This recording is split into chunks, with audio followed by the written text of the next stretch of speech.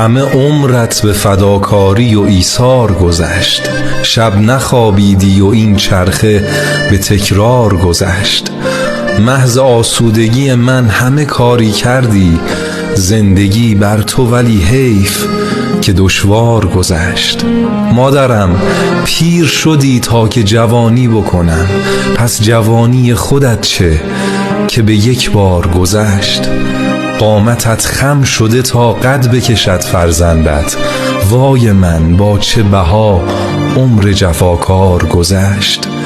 من به قربان تو و موی سپیدت بشوم، که جهان تو به دلواپسی و کار گذشت. کاش میشد بدهم عمر خودم را به شما، هر شب این فکر به ذهن آمد و غمبار گذشت.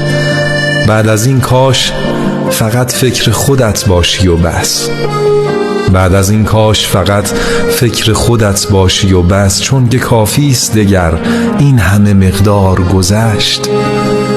دوستت دارم و مدیون تو ام مادر من، که به لطف تو سیاهی شب تار گذشت. مادرم کیست؟ خداوند زمین، مظهر عشق، شاه بیتی که لطیفانه به اشعار گذشت. آره